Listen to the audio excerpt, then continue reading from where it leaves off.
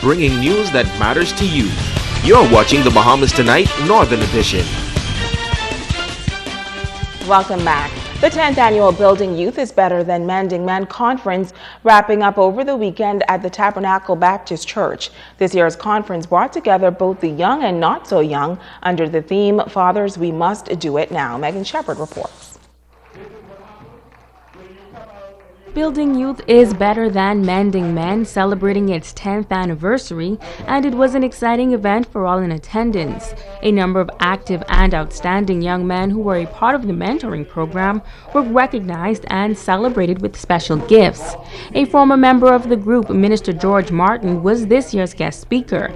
He says it was a pleasure to return and sow into the youth. I was once a part of the boys club, so just to see that what Mr. Roll has planted in my life, now I can actually, I'm evidence of the seed, and now I'm the fruit that has come back to pour in to the young men like myself.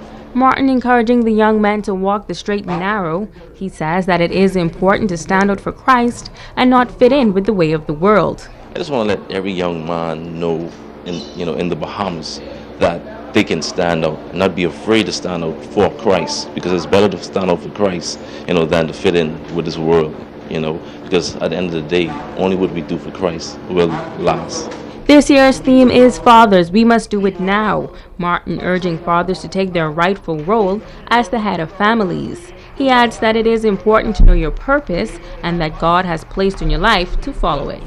Fathers are the foundation of our nation. Fathers are the foundation of the family.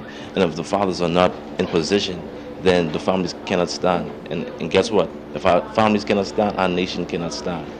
And there's no future for our tomorrow.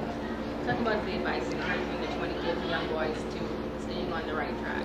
I just want to let every young man know in the Bahamas that they can stand out and not be afraid to stand out for Christ, because it's better to stand out for Christ, than to fit in with this world.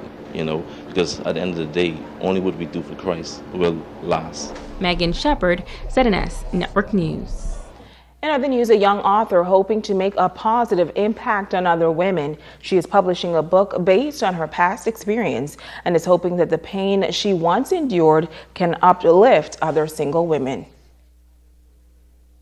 Author of 100 Days of Singleness says the series started in 2014, and its aim is to help single women understand where they are and how they can heal from the wounds of their past. The blogger shares how this book went from an email to now being sold on Amazon. It began as, I'm going to blog how I feel today and just kind of share with people what it is that I'm going through. But in 2014, I went through a personal time of reflection, a time where God was trying to strip some things away from me. And in that time, I began writing from a different perspective. It was more inspirational than just, this is how I feel. And because of the blog series, and so it was already compiled, it's basically like I wrote the book in 100 days, because it was every day I would write a new post. And after I was done, I kept doing it via email because it was requested so much. When are you going to do another cycle? Mackenzie says this book is based on her personal experience as well as the experience of others. I saw the need of the women that I encountered. I saw the need of the women that, that I reached via the emails, and I saw how responsive they were.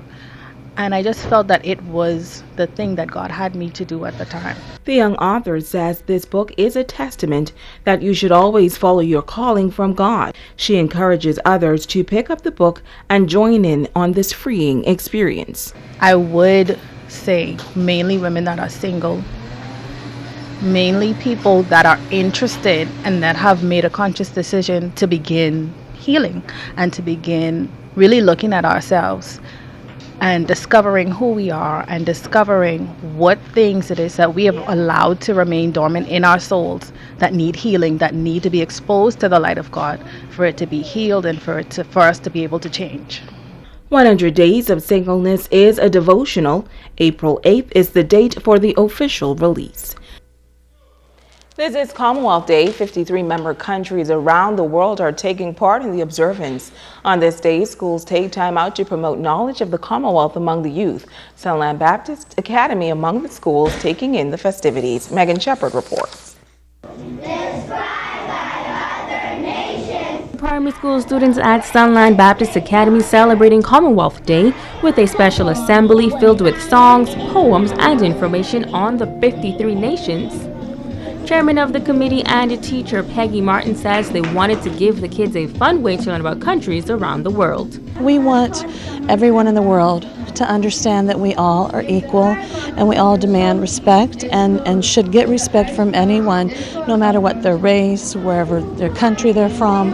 And so we really wanted our students to pick one country and display it in whatever manner they wanted to display it today, so they just get an understanding of what an inclusive Commonwealth really is. I am Malala, the girl who set up for Various countries were represented at the assembly, including Singapore, Canada, Pakistan, Trinidad, and Australia. Parents were also invited to attend the assembly and capture the precious presentations.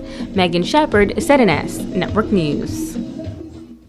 And now it is time to ask the doctor. Hi and welcome. As we commemorate and celebrate March as World Kidney Month, I will discuss a little more on the kidneys. The kidneys are responsible for removing excess waste and fluid from the body.